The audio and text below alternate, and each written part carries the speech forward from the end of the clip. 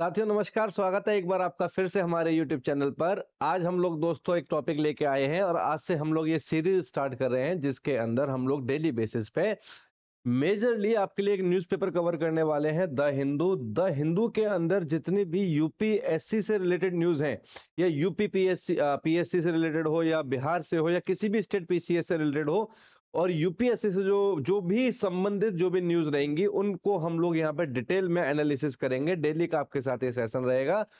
आज है 3 मार्च 2025 और 3 मार्च का जो द हिंदू न्यूज़पेपर है उसकी कटिंग में जो इंपॉर्टेंट न्यूज़ थी वो आपके लिए लेके आए हैं, जिससे आप अपने नोट्स भी बना सकते हैं। और आपको जब, क्योंकि अभी जितने भी बच्चे 2025 में मई के महीने में प्री का एग्जाम देने वाले हैं, वो सभी बच्चे इनको अगर प्रॉपर तरीके से नोट्स बनाएंगे और साथ साथ इनको पॉइंट आउट करते रहें तो आप यकीन मानना करंट अफेयर आपका आज से तैयार होने स्टार्ट हो गया। मार्च, अप्रैल, मई 3 महीने लगातार हम लोग द हिंदू न्यूज़पेपर को एनालिसिस करके आपके सामने लेके आएंगे। तो हम लोग सीधा स्टार्ट कर रहे हैं, छोटा सेशन रखेंगे, सिर्फ इंपोर्टेंट न्यूज़ रखेंगे और कोशिश करेंगे इसके अंदर बाकी न्यूज़पेपर को भी धीरे धीरे करके ऐड करें। लेकिन क्योंकि अभी हम लोग टारगेट कर रहे हैं मई 2025 को, तो उसके अकॉर्डिंगली हम लोग चीजों को लेके आए हैं।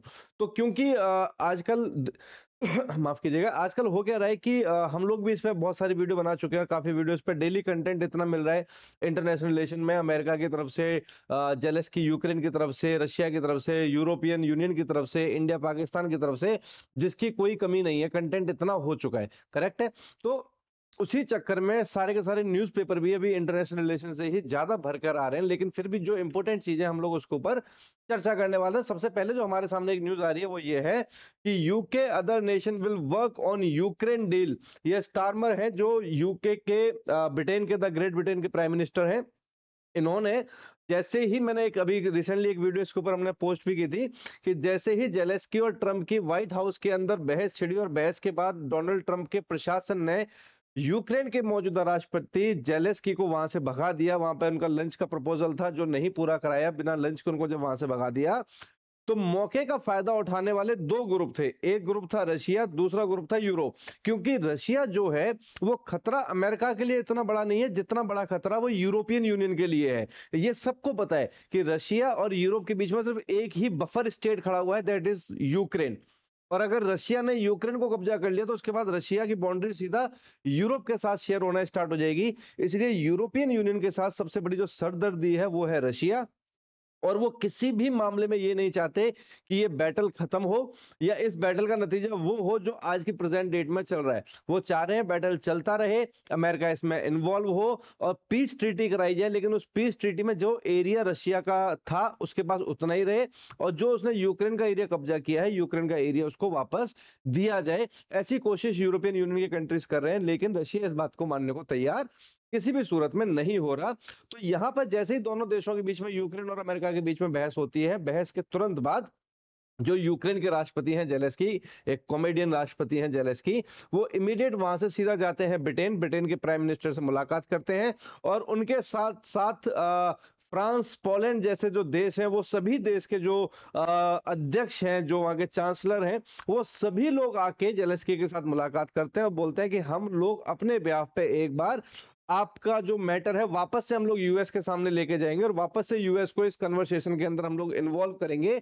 यूएस ऐसे पीछे नहीं हटेगा, हम लोग कोशिश करेंगे कि यूएस इसके अंदर शामिल रहे। तो अभी जो आपको फंड्स चाहिए वो सारे के सारे फंड्स और वेपन्स फिलहाल आपको यूरोपियन यूनियन से मिलते रहेंगे, लेकिन अकेला यूरोपियन यूनियन इतना स्ट्रांग नहीं है कि वो आपको लंबे समय तक ये चीजें प्रोवाइड कर सके। इसलिए हम लोग कोशिश कर रहे हैं कि हम लोग अमेरिका के साथ बात करें। अब अमेरिका और यूरोपियन यूनियन की पहले दिन से ही नहीं बन रही। जब ये मैटर था ग्रीनलैंड का, आप अगर चैनल पे नए हैं तो इसको एक बार आप स्क्रॉल करेंगे तो आप देखेंगे कि हमने ग्रीनलैंड के ऊपर ही प्रॉपर वीडियो कवर की थी कि किस तरीके से अमेरिका के राष्ट्रपति डोनाल्ड ट्रंप ने ग्रीनलैंड को खरीदने के लिए प्रपोजल दे दिया था कि हम इसको खरीदना चाहते हैं, या तो प्यार से दे दो या हम वहां पे अपनी आर्मी भेज देंगे। और यहां से मुद्दा स्टार्ट हो गया था यूरोपियन यूनियंस और ब्रिटेन, अमेरिका के बीच में। तो ये सारे के सारे जो मैटर है इसके ऊपर ऑलरेडी वीडियो हमने बनाई हुई है, इसी यूट्यूब चैनल पे आपको मिल भी जाएंगी। तो इसके अंदर एक नया चैप्टर ये ऐड हो रहा है कि जो यूरोपियन यूनियंस की कंट्री है उनको पता है कि वो अकेले पार नहीं पड़ सकते उनको रशिया से। रशिया अपने आप में इतना स्ट्रांग है, जब तक अमेरिका उसका साथ नहीं देगा तब तक तो कम से कम ये नहीं होने वाला। फिर भी यूके के जो प्राइम मिनिस्टर है उन्होंने प्रॉमिस किया है कि UK will work with the France and other countries to arrive at the peace deal between Ukraine and Russia. Peace deal की बात भी कर रहे हैं, and present that to US president Donald Trump, और उसको डील को बनाने के बाद वो डोनाल्ड ट्रंप के सामने इसको पेश भी करेंगे कि इसको किस तरीके से काम कर सकते हैं, इसके ऊपर क्या क्या काम किया जा सकता है। कुल मिला के ये जो हालात है ये आपको इसी 2 लाइन में समझ में आ गए होंगे। तो ये आपके पास एक इंटरव्यू के लिए, मेंस के लिए, प्री के लिए, हर चीज के लिए कि बेहतरीन कंटेंट आपके सामने निकल के आता है। आगे बढ़ते हैं, वो न्यूज भी इसी से संबंधित है कि ये तो एक कहानी होगी जो यूरोप के साथ चल रही है। दूसरी जो कहानी आ रही है वो हो रही है, Russia press Trump blames Europe for the prolonging war. अब यहाँ पर रशिया के जो फॉरेन मिनिस्टर हैं, उन्होंने द फॉरेन मिनिस्टर लेवरोव, उन्होंने संडे को ये एक प्रेस कॉन्फ्रेंस में बोला है कि जो डोनाल्ड ट्रंप है, he is a peace loving गाय। और डोनाल्ड ट्रंप जो है वो अपने जो उनका स्लोगन था, उन्होंने डोनाल्ड ट्रंप का एक स्लोगन बोल दिया कि डोनाल्ड ट्रंप पहले ही दिन से अपने स्लोगन पे काम कर रहे हैं। और यहाँ पे डोनाल्ड ट्रंप का स्लोगन भी उन्होंने प्रॉपर मार्क कर रखा है, एक जगह पर उन्होंने लिख रखा है slogan is common sense, right. और स्लोगन क्या बोल रखा है, mega make America great again. तो कई बार क्वेश्चन आपके यहां से भी बन के निकल जाते हैं, इसका भी आप विशेष ध्यान रखना। कई बार चीजें आपको यहाँ पे भी घुमा देंगे, what the mega stand for. International relation में मेगा का मतलब क्या है, तो मेक अमेरिका ग्रेट अगेन, ठीक है ना। ये यहाँ के जो रशिया के जो फॉरेन मिनिस्टर हैं लेवरो, उन्होंने ये स्टेटमेंट दी है कि यूएस के जो प्रेसिडेंट हैं, उन्होंने अपना कॉमन सेंस दिखाते हुए, अपने सिक्स सेंस दिखाते हुए, अपने स्किल्स दिखाते हुए इस मीटिंग को अरेंज किया था। लेकिन जो यूरोप है, वो कह रहे हैं यूरोप जो है वो आग में घी डालने का काम कर रहा है। ये वॉर जो है इसको भड़काने का काम कर रहा है यूरोप, क्योंकि अमेरिका जो है वो इस वॉर को खत्म करने के फेवर में है। इसलिए अमेरिका ने यूक्रेन को दी जाने वाली सहायता बंद कर दी। जब यूक्रेन को सहायता मिलेगी ही नहीं तो यूक्रेन लड़ेगा नहीं, जब यूक्रेन नहीं लड़ेगा तो हम क्यों लड़ेंगे, है ना। तो इस तरीके से उन्होंने कुछ प्रेजेंट किया। हालांकि जितने भी वर्ड्स उन्होंने यहाँ पे बोले हैं, ये पिछले मिस्टर लेवरो पिछले 25 साल से रशिया के फॉरेन मिनिस्टर हैं, और जितने भी वर्ड्स उन्होंने अपने इस प्रेस कॉन्फ्रेंस में बोले हैं, सारे के सारे वर्ड्स इनसे पहले, इनके बोलने से पहले एक बुक में लिखे जा चुके थे, जो बुक थी अलेक्जेंडर डगिन की, जिनको पुतिन का पॉलिटिकल गुरु भी बोला जाता है। तो इन्होंने ये अपनी स्टेटमेंट दी है। इन्होंने बोली ये वाली बात, his slogan is common sense, it means as everyone can see a shift to the difference way to doing things, but the goal is still MAGA make America great again, ठीक है। तो ये यहाँ पे तारीफ कर रहे हैं, लेकिन यूरोप को कह रहे हैं कि यूरोप जो है वो आग में घी डालने का काम कर रहा है, और किसी ना किसी तरीके से इस युद्ध को रोकना नहीं चाहता। रशिया भी इस युद्ध को रोकने के फेवर में है, अमेरिका भी इस युद्ध को रोकने के फेवर में है, और यूक्रेन के पास लड़ने के लिए कुछ है नहीं। लेकिन यूरोप जो है वो चाहता है कि ये बैटल जो है वो कंटिन्यू चलता रहे, इसके ऊपर कोई एंड नहीं चाहता, ठीक है। ये स्टेटमेंट आई। इमीडिएट उस स्टेटमेंट के बाद अगली स्टेटमेंट हमें ये देखने को मिली। तीसरा आ जाता है हमारे पड़ोसी मुल्क से एक न्यूज कि जेल में बंद वहां के फॉर्मर प्राइम मिनिस्टर। अच्छा, अक्सर वहां पे होता यही है कि वहां के प्राइम मिनिस्टर को या तो मार दिया जाता है, या जेल चले जाते हैं, या देश छोड़ के चले जाते हैं। तो फिलहाल जो प्राइम मिनिस्टर, एक्स जो प्राइम मिनिस्टर थे, एक तो देश छोड़ के चले गए हैं नवाज शरीफ, उनके भाई अभी वहां पे शहबाज शरीफ पाकिस्तान को संभाल रहे हैं।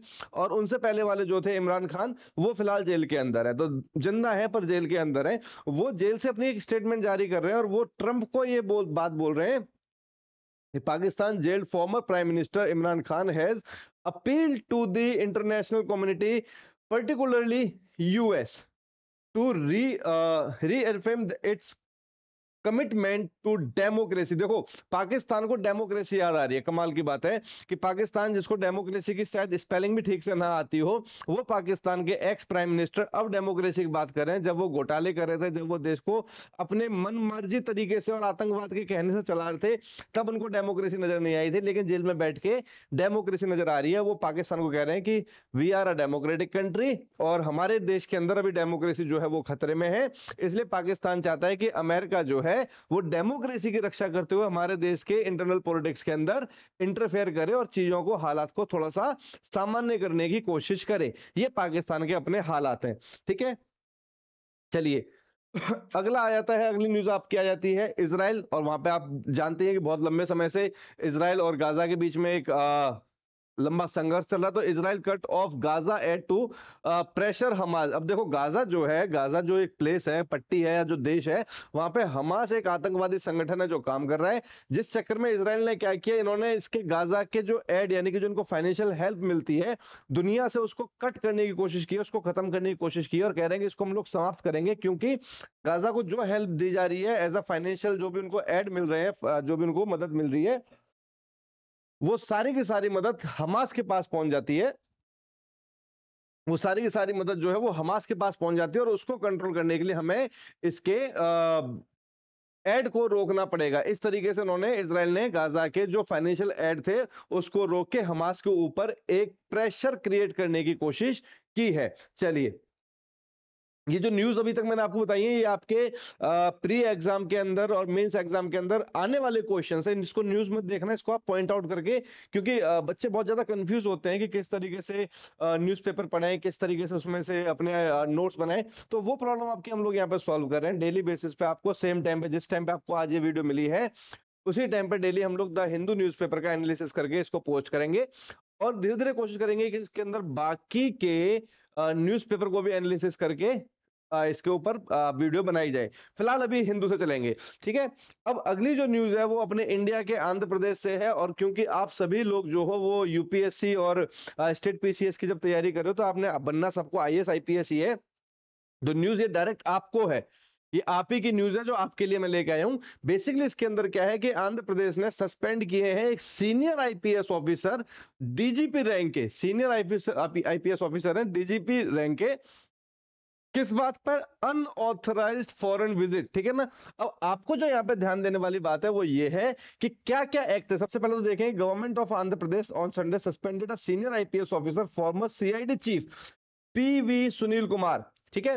किस बात के लिए? अनऑथराइज्ड फॉरेन विजिट, ठीक है ना, violation of all India service act rules 1968, ठीक है। पॉइंट बना के लिखेंगे कि ऑल इंडिया सर्विस एक्ट 1968 में बना था, जिसके अंदर ये रखा था कि आप अगर as an officer, IPS IAS कोई भी ऑफिसर का पोस्ट जब होल्ड करते हो, तो आप अगर कंट्री छोड़ के कहीं जाते हो तो विदाउट परमिशन और विदाउट इंफॉर्मेशन नहीं जा सकते। अगर आप विदाउट परमिशन या विदाउट इंफॉर्मेशन जाएंगे, तो यहाँ पे वो साफ साफ शब्दों में लिख रहा है, न्यूज़पेपर लिख रहा है इस बात को, कि such tours were against the national security interest.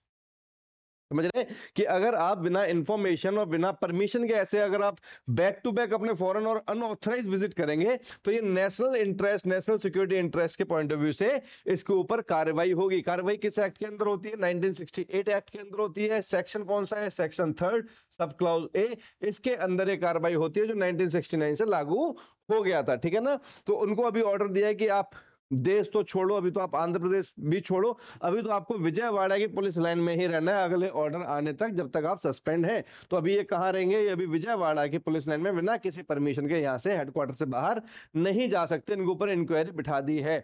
तो आईएएस आईपीएस के लिए जो रूल्स रेगुलेशन है उसमें जो आने के चांसेस है, और ये एक लैंडमार्क केस भी है, ये केस स्टडी भी बनेगा, ठीक है। ये केस स्टडी बनेगा, किस चीज के अंदर केस स्टडी बनेगा? ये आपके एथिक्स के अंदर, ठीक है। ये आपका एथिक्स जो है, एथिक्स के अंदर की केस स्टडी है, बहुत इंपॉर्टेंट न्यूज ये रहेगी, इसको आप वहां पे मार्क करेंगे, ठीक है।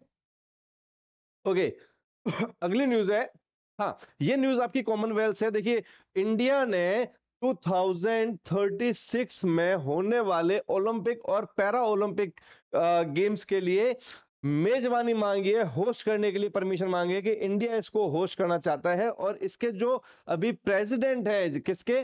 कॉमनवेल्थ जो कमेटी है उसके, जो इंटरनेशनल ओलंपिक कमेटी जो है, कॉमनवेल्थ माफ कीजिएगा, वो इंटरनेशनल ओलंपिक कमेटी है, उसके जो प्रेसिडेंट है मिस्टर कॉय, उनका कहना है कि इंडिया जो है वो सबसे मजबूत और प्रबल दावेदार है 2036 के ओलंपिक और पैरा ओलंपिक को होस्ट करने के लिए। उसके पीछे कारण क्या बताया इन्होंने बोला है कि हालांकि इनके पास बहुत सारे लाइक ऑफर है, कई कंट्रीज के इनके पास ऑफर है। यहाँ पे कंट्रीज के इन्होंने कई नाम भी लिख रखे हैं, वो सब नाम इसके अंदर कहीं ना कहीं आपको मिल जाएंगे। जैसे कि ये रे, कि अभी जिन्होंने ऑफर कर रखा है, पोलैंड है, Indonesia, south Africa, Qatar, Hungary, Turkey, Mexico, Egypt, ठीक है। ये सारी की सारी कंट्री हैं, और एक इंडिया भी है जिसने डिजायर किया है 2036 के ओलंपिक को होस्ट करने के लिए। और इंडिया क्योंकि साउथ ईस्ट एशिया का सबसे बड़ा एक कंट्री है, और इंडिया जो है वो एक उभरता एक कंट्री है in the scene of in the parameter of games और स्पोर्ट्स, ठीक है। और उसका एग्जांपल उन्होंने दिया है यहाँ पे नीरज चोपड़ा का और अरशद नदीम जो पाकिस्तान से इस बार जिन्होंने जेवलिन थ्रो में गोल्ड मेडल जीता है, इन दोनों का यहाँ पे एग्जाम्पल देते हुए बोला है कि इसलिए मैं चाहूंगा कि अगर मैं लंबे समय तक या उस समय तक अगर मैं डिसीजन लेने के काबिल रहा या मैं मेरे हाथ में पावर रही, तो मैं चाहूंगा कि इंडिया जैसे कंट्री के अंदर 2036 का जो कॉमनवेल्थ है वो होस्ट होना चाहिए। माने या ना माने, पर ये जो ओलंपिक गेम है, बार बार मैं कॉमनवेल्थ बोल देता हूँ क्योंकि दिल्ली में एक बार हो चुका है, लेकिन ओलंपिक गेम्स को कंट्री के अंदर होस्ट करना स्पोर्ट्स के पॉइंट ऑफ व्यू से इंडिया की सबसे बड़ी अचीवमेंट होने वाली है। क्या जीतेंगे कैसे जीतेंगे बात की बात है, पर ओलंपिक गेम्स को होस्ट करना भी अपने आप में एक बहुत बड़ी अचीवमेंट इंडिया के लिए होने वाली है, ठीक है। ये सारी की सारी बातें कहां से निकल के आती है हमारे को हमें ये सारी इंफॉर्मेशन मिलती है उसके प्रेसिडेंट कोई के द्वारा। लास्ट न्यूज है, हालांकि ये जो न्यूज है ये आपके यूपीएससी के पैटर्न से तो इंपॉर्टेंट है ही है, यूपीएससी के अलावा आपका ये जनरल पॉइंट ऑफ व्यू से आपके जनरल नॉलेज के लिए भी बहुत सारी इंपॉर्टेंट न्यूज है, ये आपकी एथिक्स के पॉइंट ऑफ व्यू से भी बहुत इंपॉर्टेंट न्यूज है, ये इंटरनल सिक्योरिटी के पॉइंट ऑफ व्यू से भी बहुत इंपॉर्टेंट न्यूज है। इसको आप जरा ध्यान से समझना कि कोर्ट ने ऑर्डर दिया है कि एफआईआर लॉन्च की जाए x SEBI officer chief officer, उनके खिलाफ ये एफआईआर लॉन्च करने का ऑर्डर दिए हैं। आप लोगों ने शायद न्यूज में देखा हो, मीडिया में देखा हो कि इनके ऊपर आरोप लगे थे, इनका ये जो सेबी ने सेबी की चीफ रही हैं, ठीक है, इनके ऊपर ये आरोप लगे थे कि ये जो सेबी की चीफ हैं इनके हस्बैंड के पर्सनल रिलेशन है अडानी ग्रुप के साथ, इनके ऊपर ये चार्जेस थे। और यही एक कारण बताया कि अडानी ग्रुप जो है जब बैक टू बैक इतना अच्छा कर रहा था और दुनिया के अंदर एक नाम हो गया था अडानी ग्रुप का, और एक इंडिया के सबसे रिचेस्ट पर्सनालिटी बन गए थे, एशिया की सबसे रिचेस्ट पर्सनालिटी बन गए थे और वर्ल्ड टॉप 5 में भी आ गए थे, तो उनके शेयर्स जो मार्केट के अंदर बने थे, तो उसके पीछे कारण बताया जा रहा है कि इन्होंने उनकी मदद की थी कि किस तरीके से उनके जो शेयर्स हैं वो आगे बढ़ाए जा सकें, ठीक है ना। तो इनके पूरा इनका सपोर्ट था अडानी ग्रुप को, ऐसा माना गया था, ऐसे आरोप लगाए गए थे क्योंकि इनके हस्बैंड जो है वो अडानी के बहुत अच्छे फ्रेंड थे।